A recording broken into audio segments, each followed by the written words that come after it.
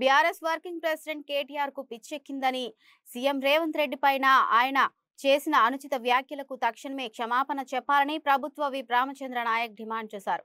పదవి కోల్పోయిన రోజు నుంచి కేటీఆర్ సీఎం రేవంత్ రెడ్డిని టార్గెట్ చేస్తున్నారని ఆరోపించారు. ప్రభుత్వాన్ని అస్థిరపరచాలని కుట్రలు చేశారని, ఢిల్లీ ఫలితాలకు సీఎం రేవంత్ రెడ్డికి ఏం సంబంధమని ఆయన ప్రశ్నించారు.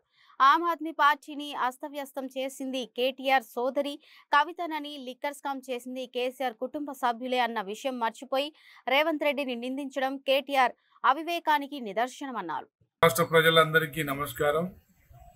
తెలంగాణ రాష్ట్రంలో కాంగ్రెస్ ప్రభుత్వం ఏర్పడ్డాక రేవంత్ రెడ్డి గారు పగ్గాలు చేపట్టినప్పటి నుండి సంవత్సర కాలంలో ఇచ్చిన మాట మేరకు ప్రతి పథకాన్ని అమలు చేసే దాంట్లో నిమగ్నమై మరి మహత్తరమైన చారిత్రాత్మకమైన నిర్ణయాలు తీసుకుంటూ అటు రైతాంగాన్ని, ఇటు విద్యార్థులను, అన్ని సామాజిక వర్గాలని, ఉద్యోగస్తులను అందరినీ అభివృద్ధి పదంలో తీసుకెళ్లడానికి వారు చేసే కృషి అమోఘం.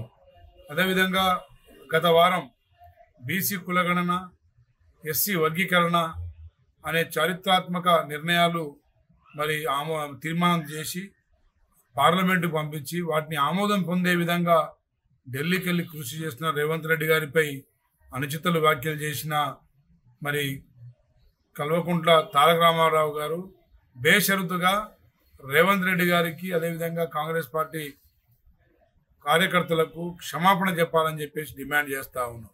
కేటీఆర్ గారికి మీకు పిచ్చెక్కింది, మీ పిచ్చి 3వ దశలో చేరిందని చెప్పేసి నేను ఒక డాక్టర్గా చెప్తా ఉన్నా.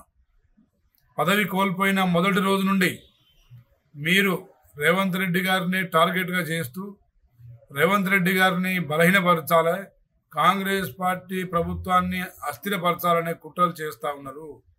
అదేవిధంగా ఢిల్లీ ఫలితాలకు రేవంత్ రెడ్డి గారికి ఏ విధమైన సంబంధం?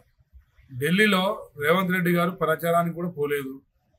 అదేవిధంగా ఢిల్లీ వాతావరణ పరిస్థితులు రాజకీయంగా గత 10 సంవత్సరాల నుండి అక్కడ కాంగ్రెస్ పార్టీ బలహీనంగా ఉంది.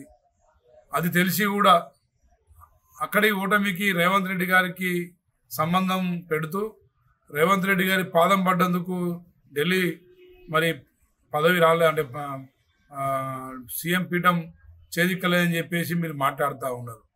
మీకు సిగ్గు శరం ఉంటే, కొంచెమైనా ఇంకింత జ్ఞానం ఉంటే, ఢిల్లీలో కాంగ్రెస్ ప్రభుత్వం శీలా దీక్షిత్ గారి తర్వాత ఆమ్ ఆద్మీ పార్టీ 10 సంవత్సరాలు పాలించింది. ఆ ఆమ్ ఆద్మీ పార్టీతోని నీ సోదరి కల్వకుంట్ల కవిత లిక్కర్ స్కామ్లో ఢిల్లీ రాజకీయాన్ని అస్తవ్యస్తం చేసింది మీరు, మీ కుటుంబ సభ్యులు. ఇంకా ఢిల్లీ లిక్కర్ స్కామ్లో అటు కేజ్రీవాల్ గారిని మరి అపహాస్యం చేసి వారికి లిక్కర్ స్కామ్ అపవాదు చేరే విధంగా చేసింది మీరు. ఈరోజు ఆమ్ ఆద్మీ పార్టీ అలా అధికారం రాకుండా